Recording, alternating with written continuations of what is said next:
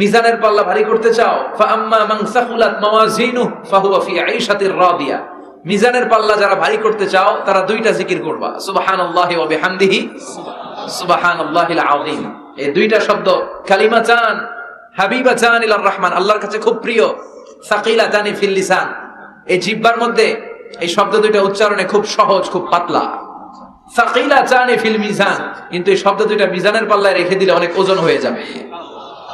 সুবহানাল্লাহি বিহামদিহি সুবহানাল্লাহিল আযীম। পড়তে রাজি আছেন তো? প্রত্যেক ফরজ সালাতের পর আয়াতুল কুরসি পড়বেন। কি পড়বেন? মুখস্থ আছে না?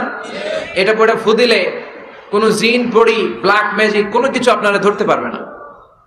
বিশ্বনবী বলেন, মান ক্বারা আয়াতাল কুরসি দুবুরা কুল্লি সালাতিন মাকতুবা লাম ইয়ামনাহু মিন দুখুলিল জান্নাতি ইল্লাল মাউত। প্রত্যেক ফরজ সালাতের পরে কেউ যদি আয়াতুল কুরসি পড়ে তার জান্নাতে ঢোকার ব্যাপারে আর কোনো বাধা নিষেধ থাকে না। একটা জিনিস ছাড়া, সুবহানাল্লাহ, আর একটু পরে একটা জিনিস ছাড়া, ইল্লাল মাউত, সেটা হচ্ছে মৃত্যু।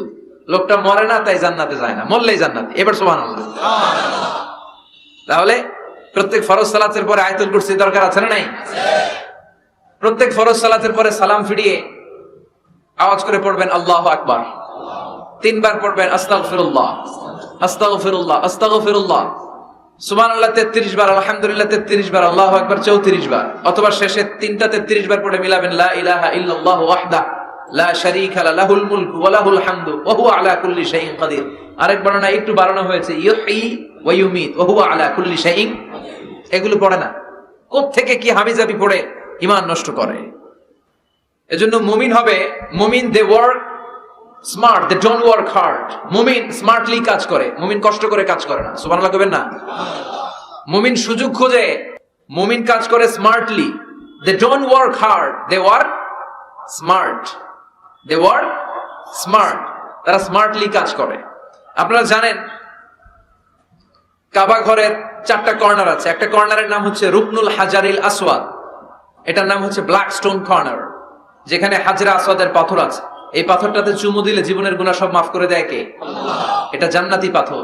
কিয়ামতের দিন এই পাথরকে আল্লাহ একটা জিহ্বা দিবে, ঠোঁট দিবে, 2টা চোখ দিবে, আর কিয়ামতের দিন আল্লাহর সামনে দাঁড়িয়ে এসে সাক্ষ্য দিবে যে আল্লাহ তোমার এই বান্দা আমারে চুমু দিয়েছিল, এ দিয়েছিল, এ দিয়েছিল, এদের সবাইকে মাফ করে দাও। তাই হাজরা আসওয়াদের কর্নার আর কাবা ঘরের যে স্বর্ণ দিয়ে খচিত দরজা, এই হাজরা আসওয়াদের কর্নার আর দরজার মাঝখানে ছোট্ট একটু জায়গা, এটারে আরবিতে বলে মুলতাসাম। আমার সাথে সাথে পড়েন, এটারে আরবিতে কি বলে? ইলতাসামা ইয়ালতাজিমু ইলতিজামান। মুলতাজিম মুলতাজাম মানে হচ্ছে যেটার সাথে লেগে থাকা হয় সব সময়। সাহাবারা এই জায়গাটার সাথে লেগে থাকতেন, পেট লাগিয়ে, গাল লাগিয়ে, চোখ লাগিয়ে, মুখ লাগিয়ে কাঁদতেন আর দোয়া করতেন। আর এই জায়গায় পেট লাগিয়ে, শরীর লাগিয়ে দোয়া করলে ওই দোয়া আল্লাহ ফিরিয়ে দেয় না। কিন্তু ওই জায়গায় দোয়া করার চান্সও এত সহজে পাওয়া যায় না, ধাক্কা ধাক্কি যুদ্ধ করতে হবে আপনাকে। তো এক মাওলানা চান্স পাইছে, ওইখানে অনেক ধাক্কা ধাক্কি করে খাইয়া দেয়া শক্তি কইরা ধাক্কা ধাক্কি, পাকিস্তানি পাঠানি যেগুলো আছে 8-10টা পাঠান একসাথে দাঁড়ালে ওগুলার জ্বালায় কিছুই করা যায় না।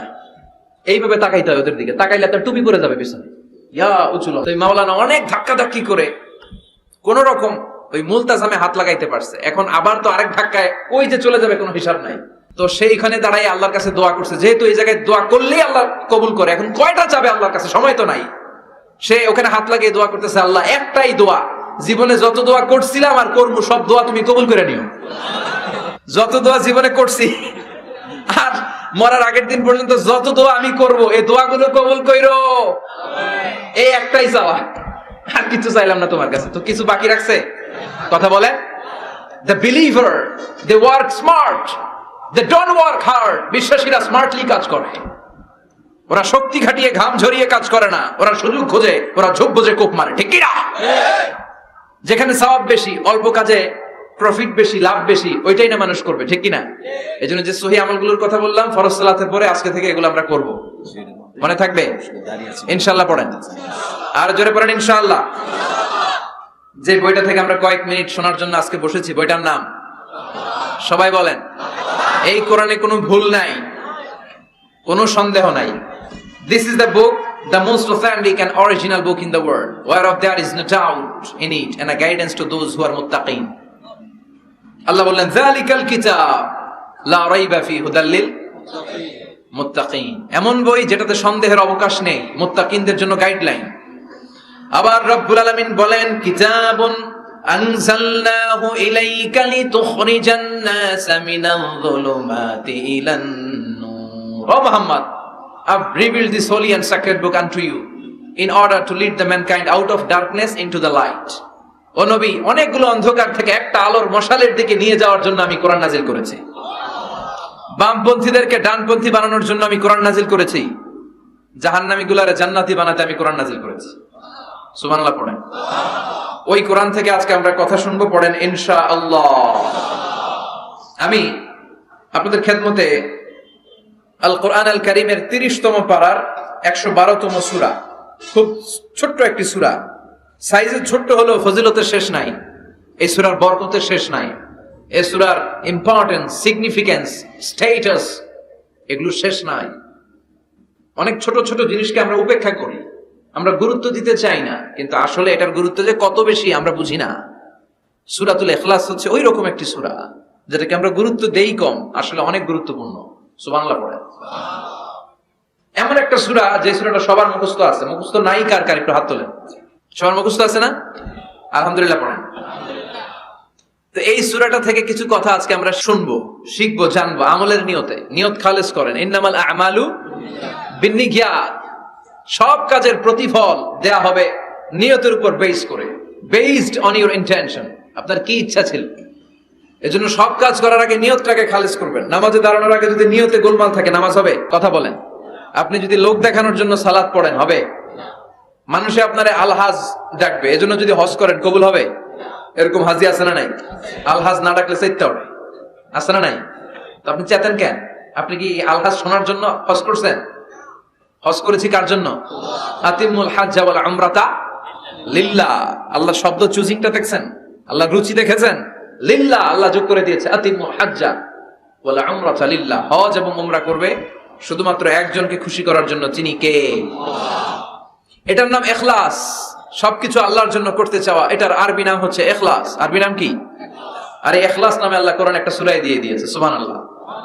কোরআনে যত সূরা আল্লাহ দিয়েছে প্রত্যেকটা সূরার নাম কোরআনের ওই সূরার ভেতরকার কোনো আয়াত থেকে বা শব্দ থেকে নেওয়া হয়েছে, কিন্তু এই সূরাটা এই সূরার ভেতরকার কোনো শব্দ থেকে এটার নামকরণ হয় নাই। সূরাতুল ইখলাসের ভিতরে আল ইখলাস শব্দটা আছে, এটা একটা সূরা। আর একটা সূরা আছে যেই সূরার নামকরণ ওই সূরার কোনো শব্দ থেকে নেওয়া হয় নাই, সেটা হচ্ছে সূরাতুল ফাতিহা। আল ফাতিহা শব্দটা সূরা ফাতিহা 7 আয়াতের কোথাও আছে? সূরাতুল ইখলাস আঞ্চলিকতার সূরা, দ্য সূরা অফ সিনসিয়ারিটি। তো এজন্য শুরুতে নিয়ত খালেস করে নেন যে যা আজকে আমরা শুনবো আমলের নিয়তে। ইনশাআল্লাহ পড়েন। আল্লাহ তুমি কবুল করো। তবে আমি যখন বক্তৃতা করি আমি মনে করি যে আমি ক্লাস নিচ্ছি, এবং আমাকে অনেকে মেসেজ করে যে, আমাকে আমার ফেসবুক পেজে অনেকে মেসেজ করে যে হুজুর আমি আপনার তাফসীর ক্লাসের একজন ছাত্র। আমার বুকটা ভরে যায়, আমার খুব আনন্দ হয় তখন যে আমি আপনার তাফসীর ক্লাসের এক ছাত্রী, আমি আপনার তাফসীর ক্লাসের এক ছাত্র। তো এটা একটা ক্লাস, এজন্য আপনাদেরকে কিছু জিজ্ঞেস করলে আপনারা আওয়াজ করে উত্তর দিবেন। সূরাটার নাম হচ্ছে সূরাতুল ইখলাস। কি নাম? সূরাতুল ইখলাস। এই সূরার আয়াত সংখ্যা 4টি। চিল্লায় বলেন কয়টি? এই সূরাটা মাক্কি সূরা। কি সূরা? কোরআনের সূরাগুলো দুই ভাগে বিভক্ত, একটা মাক্কি আর একটা মাদানী। এটা কি সূরা? সবাই বলেন। এটা কোরআনের 112তম সূরা। এই সূরায় মোট শব্দ আছে 15টা, অক্ষর আছে 47টা। আলহামদুলিল্লাহ পড়েন। সূরাটার নাম হচ্ছে সূরাতুল ইখলাস। সূরাতুল ইখলাসে শুধু এই সূরার নাম নয়, আরো অনেকগুলো নাম পাওয়া যায় এই সূরার। তন্মধ্যে একটি নাম হচ্ছে সূরাতুত তাওহীদ। সূরাতুল ইখলাসের অপর আরেকটি নাম হচ্ছে সূরাতুত তাওহীদেরই মুর্শিদ আমার মুহাম্মাদের নাম বলো, মুহাম্মাদের নাম। আল্লাহর নাম জপলে বুঝতে পারি আল্লাহরই কালাম বলো, মুহাম্মাদের নাম।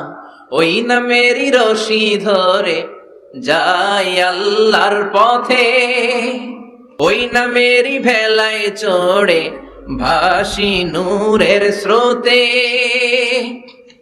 ওই নামের বাতি জেলে দেখি আরশের মুকাম বলো, মুহাম্মাদের নাম। পড়েন। তাওহীদেরই মুর্শিদ আমার মোহাম্মদের নাম বলো, মোহাম্মদের নাম, আল্লাহর নাম জপলে বুঝতে পারি, আল্লাহরই কালাম বলো, মোহাম্মদের নাম। সুবহানাল্লাহ পড়ে। এই সূরার একটা নাম হলো সূরাতুত তাওহীদ। কি নাম? সবাই বলেন সূরাতুত তাওহীদ। কি নাম? তাওহীদের সূরা। তাওহীদ মানে একত্ববাদ, oneness of God, oneness of creator. আমাদের স্রষ্টা যে একজন, সেটাকে আরবিতে বলে তাওহীদ। আমরা এক আল্লাহ কেন্দ্রিক সব কাজ করি। আমরা নামাজের সময় ডাকি কারে? আজানের সময়, একামতে, জবাই, কুরবানি, স্লোগান, সবকিছুতে কার নাম? এটার বলে তাওহীদ। আর এই তাওহীদের বিপরীত হচ্ছে শিরক। আল্লাহ ছাড়া অন্য কারো কাছে হাত পাতা। আল্লাহর সামনে মসজিদে যে মাথা না নুয়ে মাজারে যে মাথা নত করে বাবার কাছে চাওয়া, আছে না নাই? দয়াল বাবা রে দয়া করো আমারে, দয়াল খাজা রে দয়া করো আমারে, আছে না নাই? বাবা খাজা কেউ দয়া করতে পারে না, দয়া করার মালিক কে? আল্লাহ। এজন্য বলতে হবে দয়াল আল্লাহ রে দয়া করো আমারে। পড়েন, দয়াল আল্লাহ রে দয়া করো আমারে। মৃত ব্যক্তির কাছে কিছু চাওয়া যায় না, খেয়াল করে শুনবেন। আল মাইয়িতু ফিল কবর কাল গরিকু ফিল বাহর। সাঁতার না জানা ব্যক্তি সাগরে পড়ে গেলে যেমন অসহায়, কবরে চলে গেলে মানুষটা এরকম অসহায়, সে চেয়ে থাকে আপনারা কি পাঠাইবেন, আপনারা তার জন্য কি পাঠান, এটার জন্য সে ওয়েট করে। সে কিছু পাঠাতে পারে না, সে আপনার বিপদ থেকে উদ্ধার করতে পারে না, সে আপনার মনের আশা পূর্ণ করতে পারে না। আপনার মনের আশা পূর্ণ করতে পারে শুধু একটা সত্তা, চিল্লায় বলেন তিনি কে? এটার নাম তাওহীদ। এটার নাম কি? এজন্য খাজা বাবার দরবারেতে কেউ ফিরে না খালি হাতে। এগুলো বলবেন কখনো? কেউ ফিরে না খালি হাতে, খাজারে তোর দরবারেতে, বলে না? এটা কি সত্যি? কত দরবার থেকে কত লোক খালি হাতে ফিরে। দামি ঘড়ি পরে গেছে, ঘড়ি চুরি হয়েছে, খালি হাতে ফিরেছে। পকেট ভর্তি টাকা নিয়ে গেছিল, টাকা চুরি হয়ে যায়, খালি পকেটে ফিরে, আছে না নাই? এক দরবার থেকে কেউ কোনোদিন খালি হাতে ফিরে না। চিৎকার করে বলেন দরবারটা কার? কেউ ফিরে না খালি হাতে, আল্লাহ রে তোর দরবারেতে। পড়েন, কেউ ফিরে না। মনে থাকবে? এটার নাম তাওহীদ, এটার নাম। আর এর বিপরীত হচ্ছে শিরক। বিপরীত কি? ইন্নাল্লাহা লা ইয়াগফিরু আন ইউশরাকা বিহি ওয়া ইয়াগফিরু মা দুনা যালিকা লিমান ইয়াশা। আল্লাহ বলেন তিনি সব গুনাহ মাফ করে দিতে পারেন, সব গুনাহ তিনি ক্ষমা করে দেন, সব পাপ তিনি মার্জনা করে দেন, শুধুমাত্র শিরকের পাপ ছাড়া। কোন পাপ ছাড়া? মনে থাকবে, শিরক করছেন তো মরছেন, শিরক করেছেন তো মরেছেন। ক্যান্সারের অ্যান্সার আছে, শিরকের কোনো অ্যান্সার নাই, কারণ আল্লাহ সব মাফ করে, এটা মাফ করে না। ইন্না শিরকা লা যুলমুন আযীম, এটা মহাপাপ, সব পাপের বড় পাপ, সব পাপের বাপ। এটার নাম শিরক। এটার নাম কি? চাবো আল্লাহর কাছে, চাবো, সেজদা দিব আল্লাহর কাছে, সেজদা দেব। আশা আকাঙ্ক্ষা জ্বালা যন্ত্রণা সব দূর করে দিতে পারে একজন। চিৎকার করে বলেন তিনি কে?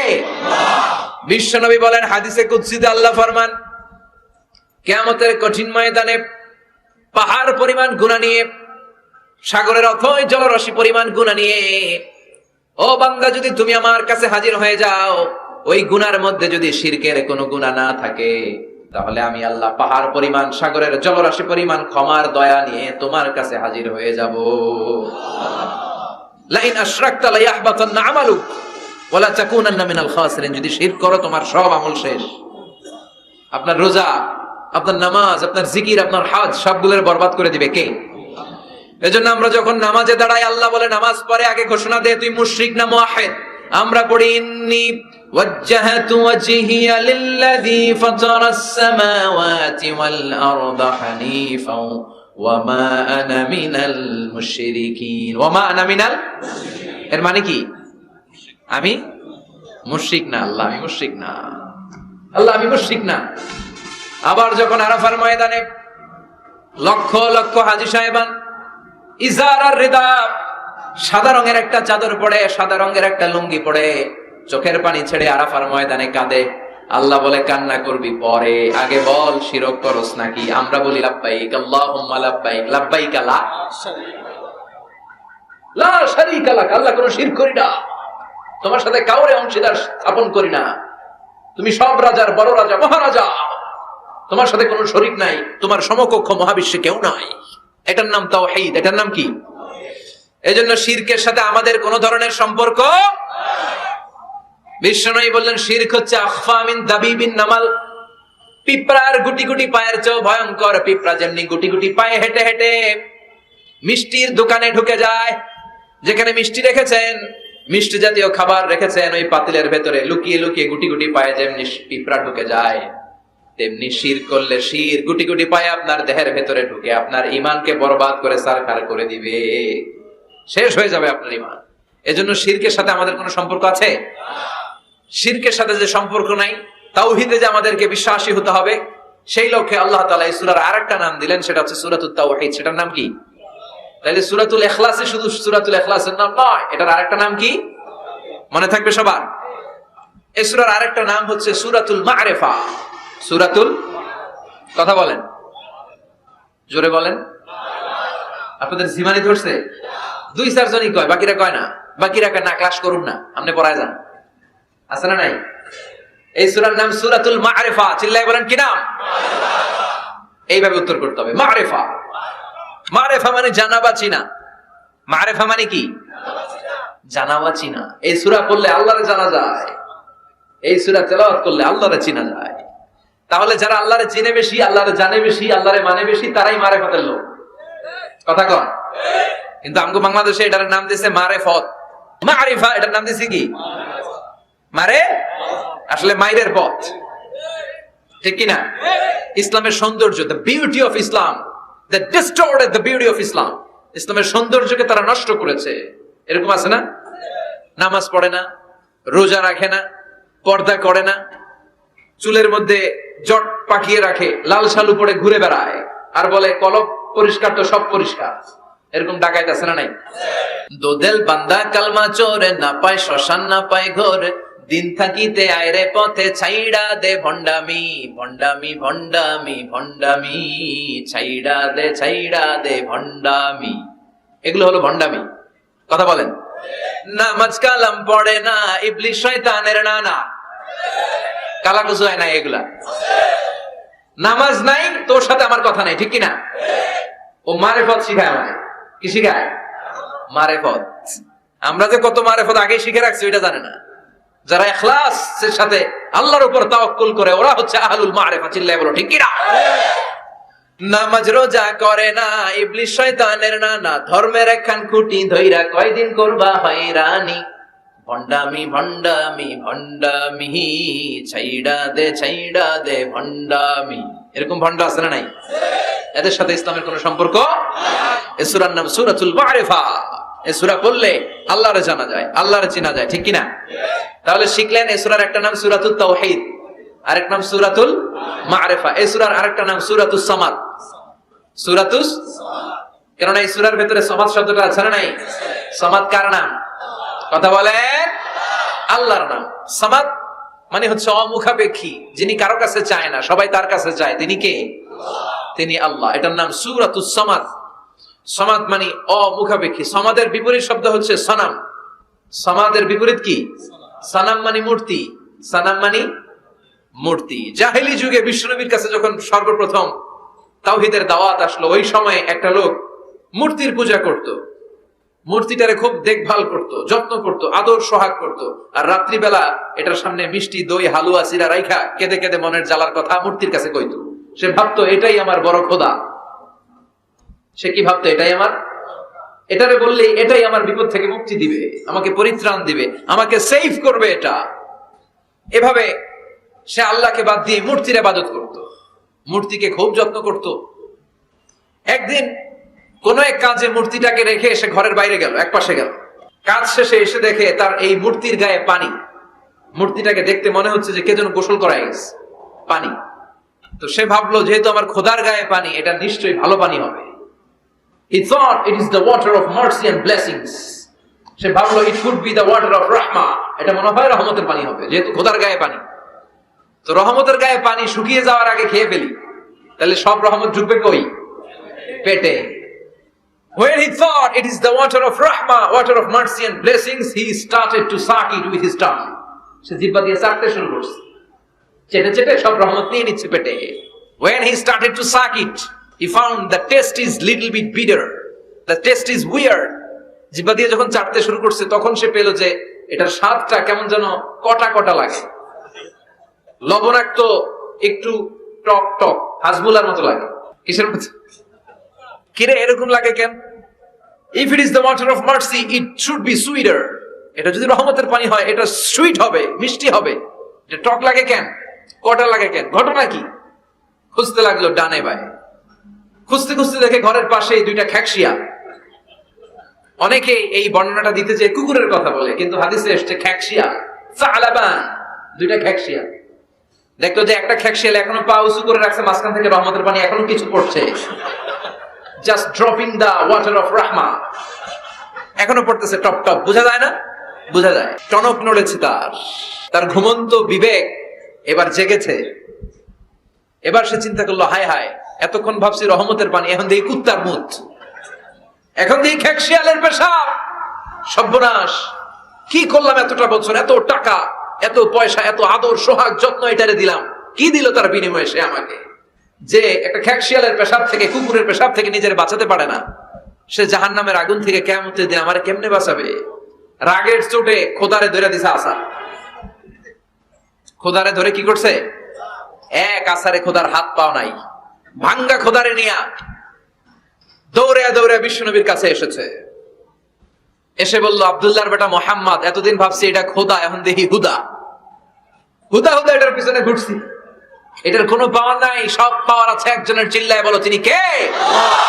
ঝিনুকের ভেতর লুকিয়ে থাকে যেমন মতি, ঝিনুকের ভেতর লুকিয়ে থাকে যেমন মতি, কালমা শাহাদাতে আছে আল্লাহর জ্যোতি, কালমা শাহাদাতে আছে আল্লাহর জ্যোতি। পড়েন পড়েন। ঝিনুকের ভেতর লুকিয়ে থাকে যেমন মতি, ঝিনুকের ভেতর লুকিয়ে থাকে যেমন মতি, কালমা শাহাদাতে আছে আল্লাহর জ্যোতি, কালমা শাহাদাতে আছে আল্লাহর জ্যোতি। সুবহানাল্লাহ পড়ে। এসে বলে, আব্দুল্লাহর বেটা মোহাম্মদ, ভাবছিলাম খোদা, এখন দেখি হুদা, আর এটারে ডাকতে চাই না, তুমি আমারে পড়ায় দাও লা ইলাহা মুহাম্মাদুর রাসূলুল্লাহ। কালিমা পড়ে মুসলমান হয়ে গেছে। সুবহানাল্লাহ পড়ে। এজন্য এই সূরার একটা নাম হচ্ছে সূরাতুস সামাদ। তাহলে পাইলাম সূরাতুত তাওহীদ, পাইলাম সূরাতুল মারিফা, পাইলাম সূরাতুস, সুবহানাল্লাহ পড়েন। এই সূরাটা বিশ্বনবী সাল্লাল্লাহু আলাইহি ওয়াসাল্লাম প্রতিদিন ফজরের নামাজের সুন্নত যে 2 রাকাত, ফজরের সালাতের সুন্নত 2 রাকাত পড়ি না আমরা, 2 রাকাতে বিশ্বনবী পড়তেন। মাগরিবের 2 রাকাত সুন্নতের মধ্যে এই সূরাটা পড়তেন। বেতেরের 3 রাকাতের শেষ রাকাতে বিশ্বনবী সূরাতুল ইখলাসটা পড়তেন। আবার তাওয়াফ করার পরে, যারা হজ উমরা করছেন, তাওয়াফ করা লাগে না? কয়টা? 7টা। 7টা তাওয়াফে একটা তাওয়াফ হয়। 7টা রাউন্ড দিলে, টার্ন দিলে, 7 টার্নস মেক এ তাওয়াফ। 7টা টার্ন দিবেন আপনি, তখন একটা তাওয়াফ হয়। এই ইবাদতটা শুধু মক্কাতুল মুকাররমাতে করা যায়, আর পৃথিবীর কোথাও করা যায়? তাওয়াফ। প্রতিদিন 120টা রহমত নাজিল হয় কাবা ঘরে। সিত্তুনা লিত তাইফিন, 7টা তাওয়াফকারীদের জন্য। আর 40 লিল মুসাল্লিন, 40টা যারা কাবা ঘরে নামাজ পড়ে তাদের জন্য। ওয়াল 20 লিন নাযিরিনা ইলাল কাবা, বাকি 20টা যারা নামাজও পড়ে না, তাওয়াফও করে না, শুধু কাবার দিকে দুচোখ মেলে তাকিয়ে থাকে, তাদের উপর প্রতিনিয়ত 20টা রহমত নাজিল হতে থাকে। প্রতিদিন 120টা রহমত নাজিল হয় কাবাকে কেন্দ্র করে। সুবহানাল্লাহ বাড়িতে গিয়া চিৎকার করে আল্লাহু আকবার। এই 7 তাওয়াফ করার পরে 2 রাকাত নামাজ পড়া সুন্নাত। জানেন? জানা না থাকলে জেনে রাখেন, হজে যেদিন যাবেন কাজে লাগবে, উমরা করতে গেলেও লাগবে। 7 তাওয়াফ করে 2 রাকাত সালাত পড়তে হয়। এই 2 রাকাতের প্রথম রাকাতে বিশ্বনবী পড়তেন সূরাতুল কাফিরুন, কুল ইয়া আইয়ুহাল লা আ'বুদু মা, আর দ্বিতীয় রাকাতে পড়তেন সূরাতুল ইখলাস। সুবহানাল্লাহ পড়েন। আবার বিশ্বনবী এই সূরাকে বলেছেন সুলুসুল কোরআন, কোরআনের 3 ভাগের 1 ভাগ। একবার কেউ যদি তাজবিদের সাথে সূরাতুল ইখলাস তেলাওয়াত করে, রব্বুল আলামিন তার আমলনামায় 10 পারা কোরআন তেলাওয়াতের সওয়াব দিয়ে দিবে। 2 বার তেলাওয়াত করলে 20 পারার সওয়াব দেয়া হবে। তিনবার যদি কেউ এই ছোট্ট সূরাটা কেবলমাত্র তিনবার তেলাওয়াত করে, পুরো কোরআন খতমের সওয়াব আমলনামায় দিবে কে? ফজিলত কম না বেশি? টের পাচ্ছেন তো ফজিলতটা? তিনবার পড়লে পুরো কোরআন কাভার। কোন কোন মুহাদ্দিসিন বলেছেন না, বিশ্বনবী সুলুসুল কোরআন দ্বারা 1/3 অফ দ্য বুক দ্বারা এটা বুঝায় নাই। বিশ্বনবী বুঝিয়েছেন পুরো কোরআনটাকে যদি প্রেসাইজ করা হয়, কনসাইজ করা হয়, যে হুজুর পুরো কোরআনের সব কথাগুলোর আপনি প্রেসাইজ করে 3 শব্দে আমারে বলেন যে পুরো কোরআন আল্লাহ কি বলেছেন, তাহলে আমি বলবো কোরআনে আল্লাহ আপনাকে বলেছে তাওহীদের কথা, বলেছে রিসালাতের কথা, আর বলেছে আখিরাতের কথা। তাহলে পুরো কোরআনের মৌলিক কথা 3টা। 1 নাম্বার তাওহীদ, 2 নাম্বার রিসালাত, 3 নাম্বার সবাই বলেন 1 নাম্বার, 2 নাম্বার, 3 নাম্বার।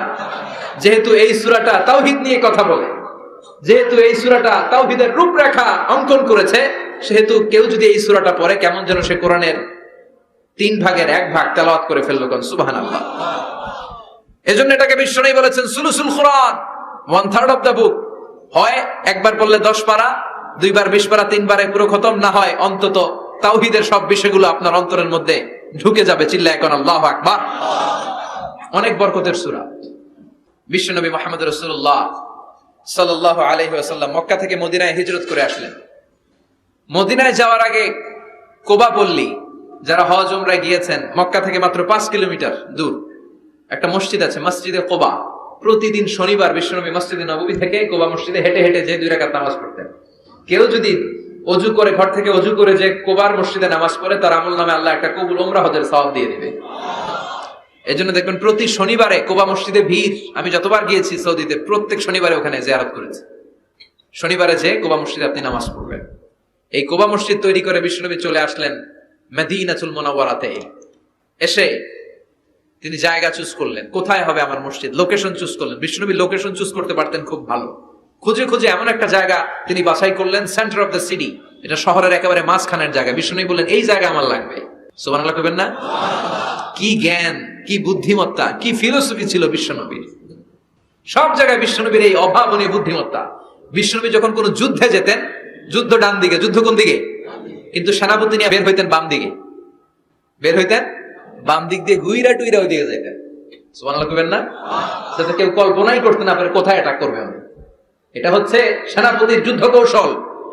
বিশ্বনবীর যুদ্ধ যদি হতো বাম দিকে, উনি বের হইতেন ওইদিকে। বিশ্বনবীর যুদ্ধ হলো সামনে, মদিনা থেকে তিনি পিছনের রাস্তা দিয়ে অনেক দূরে চলে যেতেন। সেখান থেকে মরুভূমির পথ পাড়ি দিয়ে তারপর যুদ্ধের ময়দানে যেতেন। বুদ্ধিমত্তা, intellectual power. He was a very good mediator ever in the world. পৃথিবীর সবচাইতে বেশি কূটনৈতিক বুদ্ধি সম্পন্ন মানুষ করে আল্লাহ তাআলা বিশ্বনবীকে বানিয়েছেন। ওয়াজ এ ভেরি গুড মিডিয়েটর। মধ্যস্থতা করতে পারতেন ভালো, সালিস করতে পারতেন ভালো। সালিস আমরা বাংলায় বলি সালিশ, আসলে শব্দটা সালিস, আসানি আসালিস। আমার আপনার মধ্যে ঝগড়া, তো আমি 1, আপনি 2, আরেকজন লাগবে কি 3 নাম্বার, আসালিস। এটাকে বলে সালিশ। সালিশই করতে পারতেন বিশ্বনবী। চমৎকার। স্বামী স্ত্রীতে ঝগড়া হলে মিলাই দিতেন। কত ফাতেমা আর আলীর ঝগড়া মিলাই দিয়েছেন তার হিসাব নাই। সুবহানাল্লাহ কইবেন না? হি ওয়াজ এ ভেরি গুড মিডিয়েটর। ভালো মধ্যস্থতাকারী ছিলেন। স্ত্রীদের মধ্যেও ঝগড়া লাগতো, বিশ্বনবীর স্ত্রীদের মধ্যেও খুনসুটি হতো, ঝগড়া। বিশ্বনবীর একমাত্র ভার্জিন কুমারী স্ত্রী ছিল আয়েশা রাদিয়াল্লাহু তাআলা আনহা। ওনার বাড়িতে বিশ্বনবীর আরেক স্ত্রী, খুব সম্ভবত হাফসা বা সাফিয়া, কোন বর্ণনা এসেছে পায়েস, কোথাও এসেছে ঝোলওয়ালা তরকারি হাদিয়া নিয়ে আসছে, যে এটা আপনারা দিলাম। আয়েশা তরকারি দেখে রেগে গেলেন, আমার ঘরে তরকারি দিছো কেন? আমি রাঁধতে পারি না? আমি নিজ হাতে রান্না করে বিশ্বনবীরে খাওয়াবো। রেগে মেগে তরকারির ঝোল নিয়ে সাফিয়ার বা হাফসার গালের মধ্যে মেখে দিয়েছে। হাফসা যে বিশ্বনবীর কাছে বলি, ইয়া রাসূলুল্লাহ, কুমারী বউ তো আদর করছেন বেশি, লাই দিয়া কই তুলছেন দেখেন। ও নবী, আমি পায়েস নিয়েছিলাম আর ঝোল করা তরকারি নিয়েছিলাম, ভেবেছিলাম আপনিও খাবেন, আয়েশাও খাবে। আয়েশাকে আমি কি রাঁধতে জানি না, নিয়ে আসলা কেন আমার ঘরে, দিলা কেন? আমি রাঁধতে জানি, নিয়ে যাও। শুধু আমার তরকারিটা প্রত্যাখ্যান করে নাই, তরকারির ঝোল আর পায়েস দিয়ে আমার গালের মধ্যে কসমেটিক্স বানায়া দিছে। এই যে গাল দেখেন, দলিল নিয়ে আসছি, দেখেন কি করছে। বিশ্বনবীর পদ্ধতি ছিল, বিচার কেউ দিলেই he never take any action, he never react anymore. কখনো উনি অ্যাকশনে যেতেন না, উনি 2 পক্ষের কথা শুনতেন। সুবহানাল্লাহ পড়েন। আর আমাদের বিচার করতে গেলে একজনের কথা শুনে আরেকজনের বাস আছে না নাই? বললেন আয়েশারে ডাকো। আয়েশা, এমন করেছো? করেছি। কেন করেছো? বলে, ইয়া রাসূলুল্লাহ, মাথাটা গরম ছিল, নিজেকে সামলাতে পারিনি গো নবী। সামলাতে পারিনি, আমি ভুল করেছি, আমি স্বীকার করলাম, মাফ করে দেন। বিশ্বনবী বললেন এবার ঠিক আছে, দুজনের কথা আমি শুনেছি, এবার আমার জাজমেন্ট হচ্ছে কিসাস, মানে যেমন করেছো তেমন, গুতা মারলে গুতা, ঘুষি মারলে ঘুষি, আঘাত করলে আঘাত, ঠিক কিনা? হাফসাকে তুমি যেমনি ঝোল মাখিয়ে দিয়েছো, হাফসা তুমিও বাটি থেকে ঝোল নিয়ে আয়েশার গালে পলিশ করে দাও। হাফসাও সুযোগ পাইয়া ঝোল নিয়ে মাইখা দিছে। এবার দুইজনের গালে কসমেটিক্স। বিশ্বনবী মুচকি হাসলেন, আরশের উপর থেকে খুশি হয়ে গেল কে? আল্লাহ। এটা হচ্ছে বিশ্বনবীর বিচার করার বুদ্ধিমত্তা। হি ওয়াজ এ ভেরি গুড মিডিয়েটর। ঝগড়া লাগলেই, বুখারীতে একটা চ্যাপ্টার আছে, চ্যাপ্টারের নাম হচ্ছে ইযহাবু বিনা নুসলিহ বাইনাহুম। চ্যাপ্টারের নাম আমাকে নিয়ে চলো, আমি মিলাইয়া দিব। চ্যাপ্টারের নাম কি? আমাকে নিয়ে যাও, আমি মিলাই দিয়ে আসবো। কত জায়গায় যে বিশ্বনবী যে মিলাই দিয়ে আসতেন। মক্কা থেকে তিনি যখন মদিনায় এসেছেন, মদিনার দুইটা গোত্র ছিল, আউস আর খাজরাজ। এদের এই দুই গোত্রের মধ্যে 100 বছরের মারামারি, 120 বছরের যুদ্ধ, কেউ থামাতে পারে না। থামাতে পারবে কি করে? বাবা যখন মারা যায়, ছেলেরা বলতো আমারে মারছিল, তোরাও মারবি।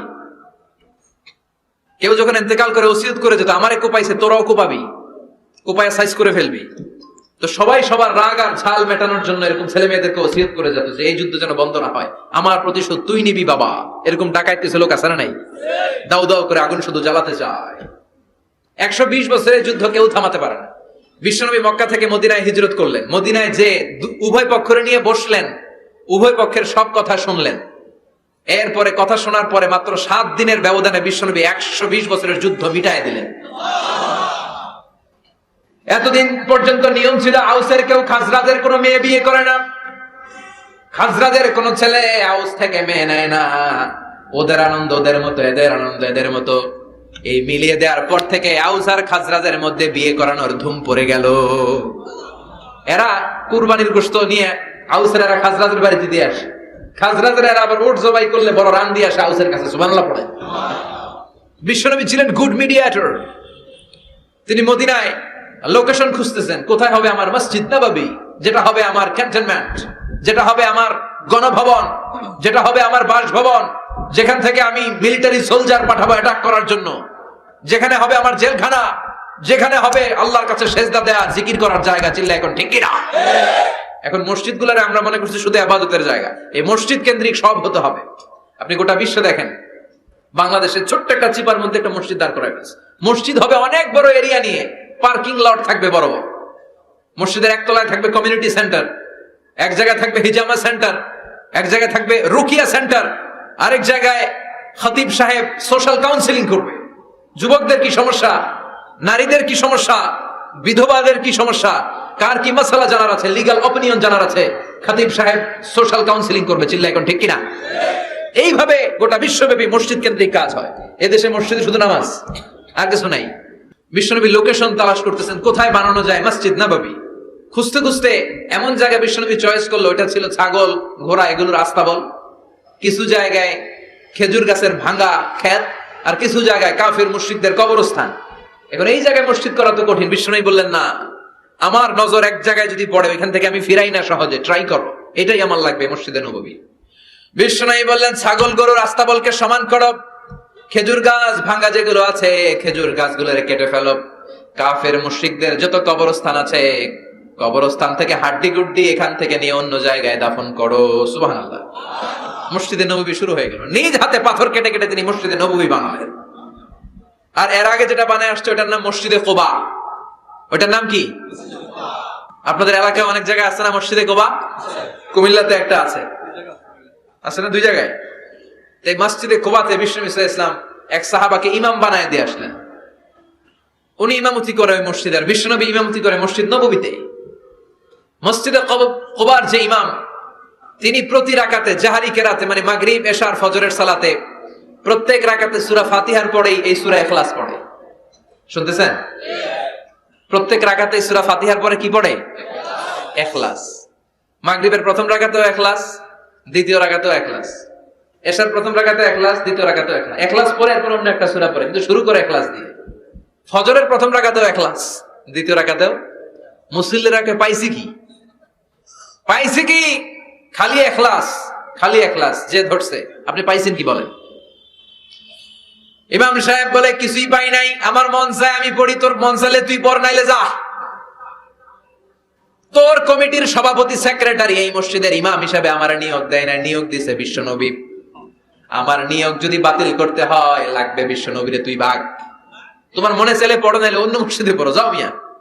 এটা তো সভাপতির সেক্রেটারির নিয়োগ দেওয়া মসজিদ না, এটা নিয়োগ দিয়েছে বিশ্বনবী, ঠিক কিনা? নিয়োগ বাতিল করলেও কে করবে? বিশ্বনবী। সবাই বিশ্বনবীর কাছে যে বললো, ইয়া রাসূলুল্লাহ, এমন ইমাম আপনি দিয়ে আসছেন, উনি ইখলাস ছাড়া আর কিছু পড়ে না। বিশ্বনবী বললেন, তাই নাকি? এমন করে কেন? ডেকে আনা হলো। বিশ্বনবী বললেন, ওরে সাহাবী, ঘটনা কি হাসা? কয় হাসা। প্রতি রাকাতে সূরা ইখলাস পড়ো, তোমার কি কোরআন থেকে অন্য কোন সূরা মুখস্থ নাই? সাহাবী বলে, নবী, সব মুখস্থ আছে, কিন্তু এই সূরাটা আমার পড়তে ভালো লাগে, কারণ ফিহি সিফাতুর রহমান, এই সূরার ভেতরে আমার আল্লাহর পরিচয় আছে গো নবী। আমার আল্লাহর পরিচয়টা খুব সুন্দর করে দেয়া, আমার রবের কথা এই সূরার পরতে পরতে পাওয়া যায়, এজন্য এই সূরাটা পড়তে আমি বড্ড ভালোবাসি।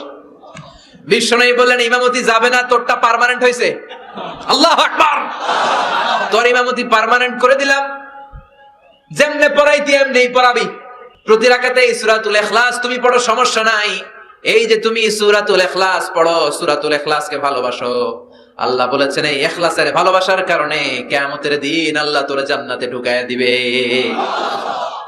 ইখলাসের ভালোবাসার কারণে আনতা মিন আহলিল জান্নাহ, তুমি জান্নাতে যাবা। হুব্বুকা ইয়াহা ইউদখিলুকাল জান্নাহ, এই সূরার ভালোবাসাই তোমার জান্নাতে ঢুকায় দিবে। সুবহানাল্লাহ পড়েন। এজন্য সূরা বেশি বেশি পড়তে রাজি আছেন তো? বিশ্বনবী তাবুকের যুদ্ধে গেলেন। তাবুকের ময়দানে বিশাল যুদ্ধের ময়দান, বিশ্বনবী 30,000 সৈন্য নিয়ে গিয়েছেন, আর খ্রিস্টানদের সৈন্যদের সংখ্যা হচ্ছে প্রায় 40,000। কিন্তু বিশ্বনবী যুদ্ধে এসেছেন শুনে খ্রিস্টান বাদশা দৌড়, সৈন্যবাহিনী নিয়ে সব পালায় গেছে। যুদ্ধ ছাড়াই বিশ্বনবীর বিজয় দিছে কে? বিশ্বনবী তো মহাখুশি, আল্লাহর শুকরিয়া আদায় করলেন। যুদ্ধের ময়দানে বিশ্বনবী দাঁড়িয়ে আছেন, হঠাৎ দেখলেন সাইয়েদনা জিবরাইল আকাশ থেকে জমিনে নেমে আসছে। জিবরাইলকে আল্লাহ তাআলা 600 পাখা দিয়েছিলেন। সহিহ মুসলিমের বর্ণনা, রাআ রাসূলুল্লাহ জিবরিলা ওয়া লাহু 600 জানাহ। 600 পাখা। কয়শো? 600 পাখা মেলে সাইয়েদনা জিবরাইল নেমে আসছেন। ওনার পাখার কারণে সূর্যের আলো পৃথিবীর মধ্যে পড়তে বাধা সৃষ্টি হচ্ছে। অন্ধকার দেখে বিশ্বনবী তাকিয়ে দেখে জিবরাইল একা না, জিবরাইলের সাথে হাজার হাজার ফেরেশতার বহর। বিশ্বনবী বললেন, কত ফেরেশতা এসেছে? কয় 1,40,000। সাইয়েদনা জিবরাইল বললেন, ও নবী, আপনি যুদ্ধের ময়দানে আল্লাহর শুকরিয়া করেন, আর ওই মদিনাতে আপনার কলিজার টুকরা সাহাবী মুআবিয়া ইবনে মুআবিয়া আল মুজানি একটু আগে শেষ নিঃশ্বাস ত্যাগ করেছে গো নবী। বিশ্বনবী পড়লেন, ইন্না লিল্লাহি ওয়া ইন্না ইলাইহি রাজিউন।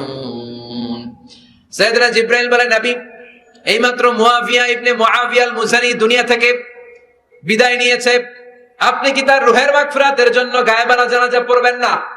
বিশ্বনবী বললেন, অবশ্যই পড়ব। সাহাবাদের মধ্যে ঘোষণা দিয়ে দিলেন, সবাই ওযু করে আসো। যুদ্ধের ময়দানে আল্লাহ আমাদেরকে বিজয় দিয়েছে, আর খবর পেলাম মদিনাতে আমার সাহাবা মুআবিয়া ইন্তেকাল করেছে।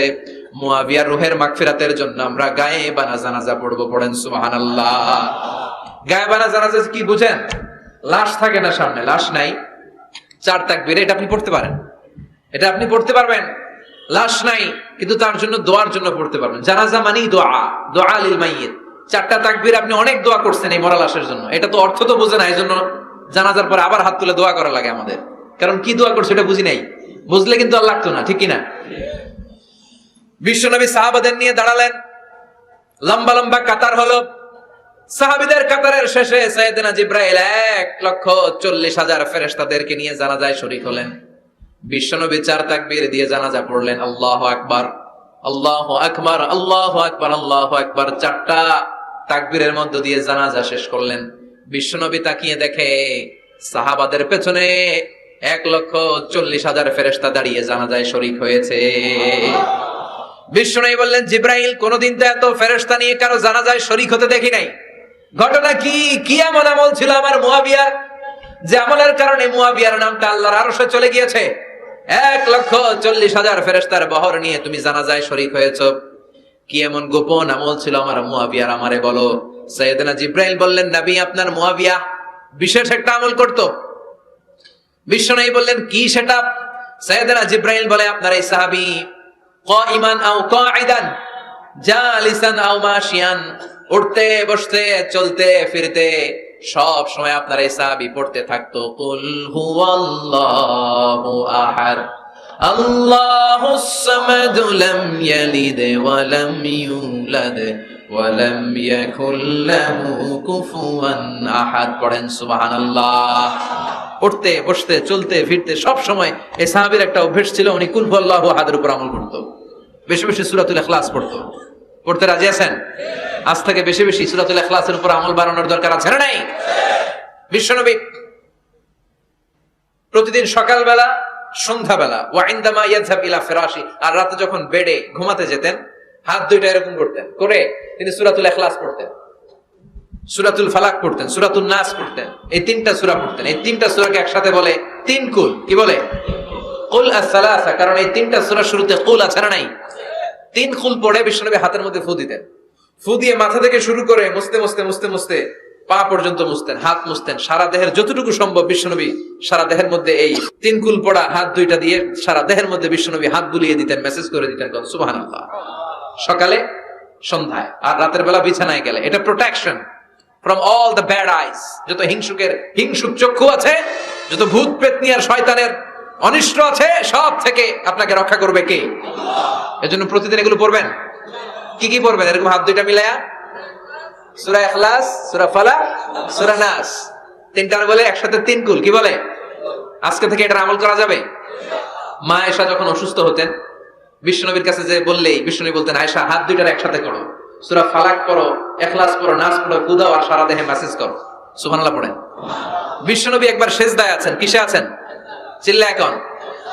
সেজদা অবস্থায় লাদাগাতহু আকরাব, একটা বিচ্ছু পোকা এসে বিশ্বনবীর হাতের মধ্যে কামড় দিয়েছে। বিচ্ছু কামড় দিলে খুব আরাম লাগে না? হ্যাঁ, বিষাক্ত, পয়জনাস, ভেনামাস। বিশ্বনবী ব্যথা পাচ্ছেন, প্রচন্ড ব্যথায় বিশ্বনবী অস্থির। বিশ্বনবী বললেন লাআনাতুল্লাহি আলাল আকরাব, এই বিচ্ছুর উপর আল্লাহর লানত। এটা মুসল্লিও চিনে না, নবীও চিনে না, কোন জায়গায় কামড় দিতে হবে এটাও জানে না, কিন্তু কামড় দিয়েছে, ব্যথায় কাতরাচ্ছে। বিশ্বনবী বললেন লবণের পানি গরম দাও, আঙ্গুলের উপরে ঢালো। লবণের পানি গরম দিয়ে আঙ্গুলের উপরে ঢালতে শুরু করে দিল। বিশ্বনবী পড়তে আরম্ভ করলো কুল হুয়াল্লাহু আহাদ আল্লাহুস সামাদ লাম ইয়ালিদ ওয়া লাম ইউলাদ ওয়া লাম ইয়াকুল লাহু কুফুয়ান আহাদ। পড়েন সুবহানাল্লাহ। এজন্য ব্যথা পেলে, সাপে কামড়ালে, বিচ্ছু কামড়ালে, বল্লা কামড়ালে, মধুপোকা কামড়ালে কি করবেন?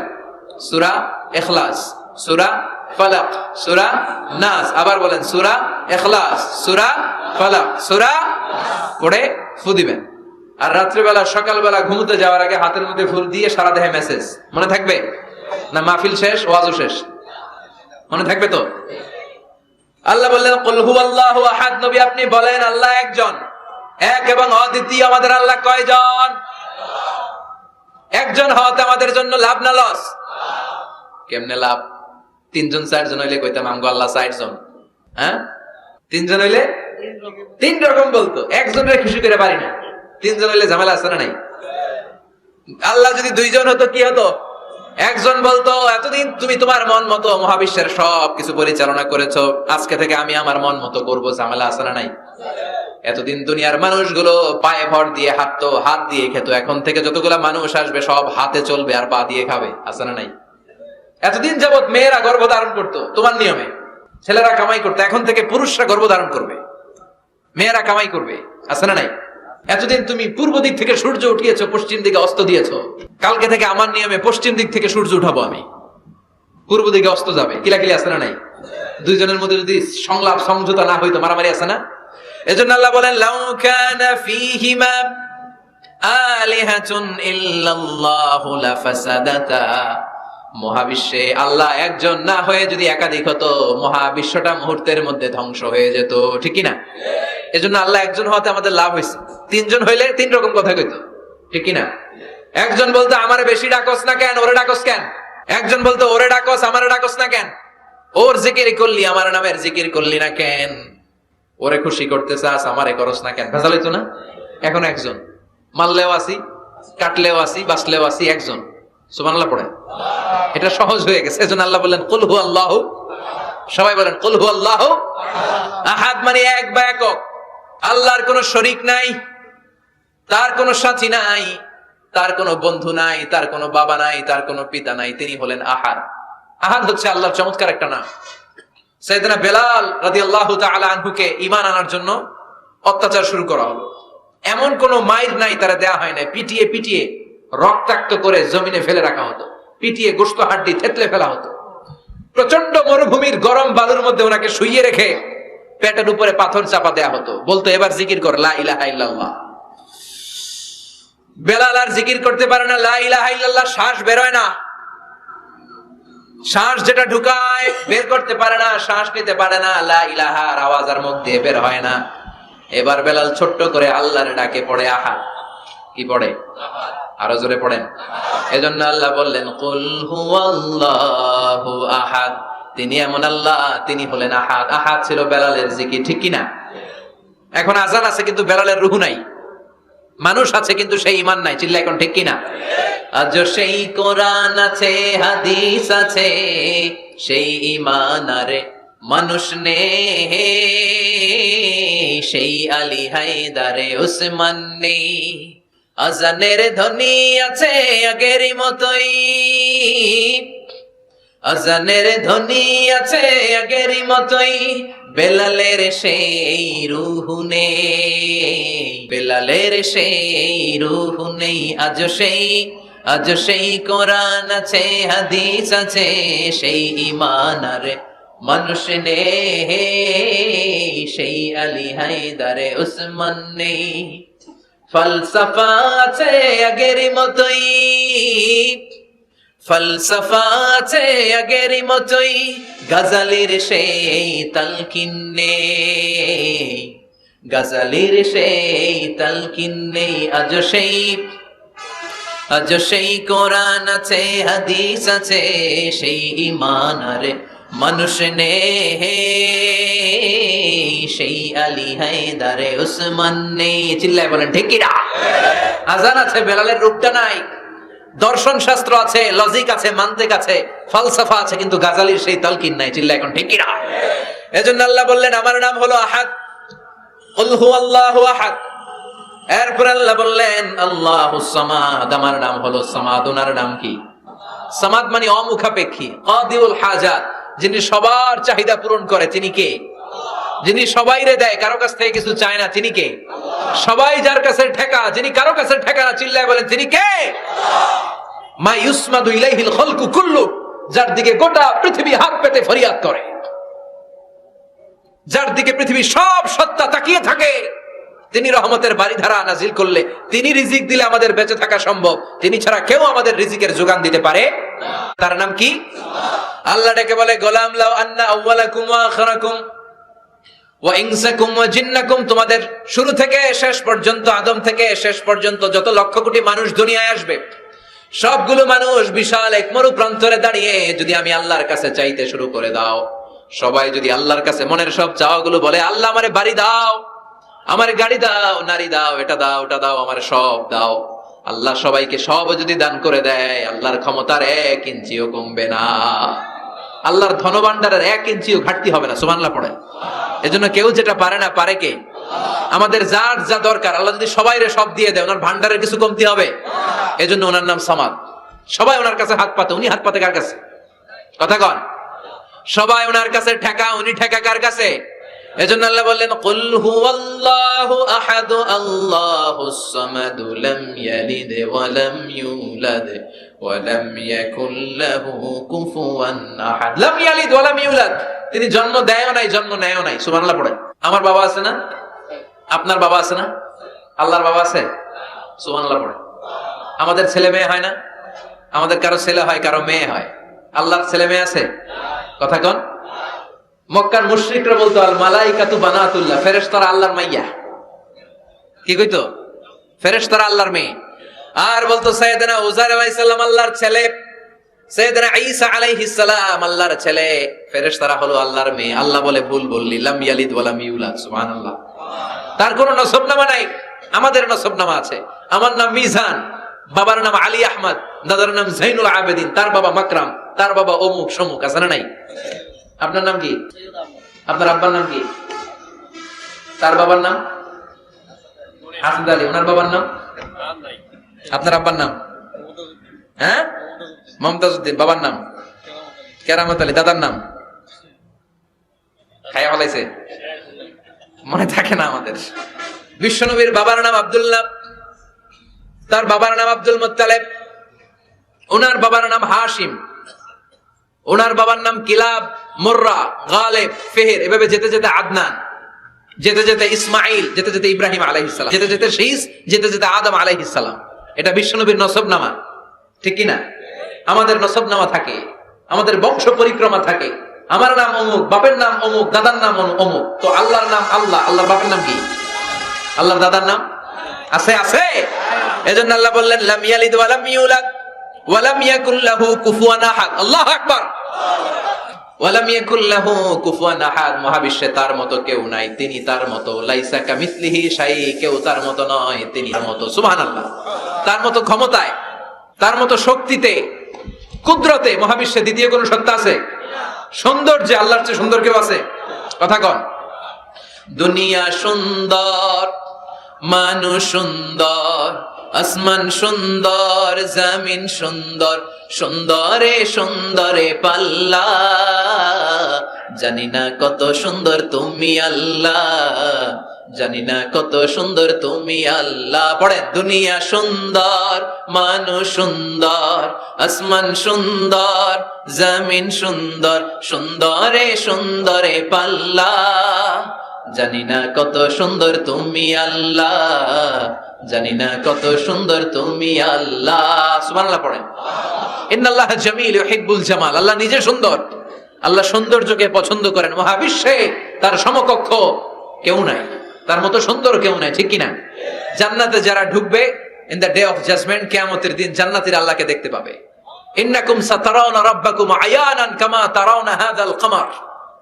বিষ্ণু বলেন, এই যে জলজলে চন্দ্রটা তোমরা যেমনি দেখতে পাও, কিয়ামতের কঠিন ময়দানে বিচার শেষে যারা জান্নাতে যাওয়ার সুযোগ পাবা, তারা চাঁদটা যেমনি দেখো দু চোখ দিয়ে আল্লাহর সেদিন তেমনি দেখতে পাবা।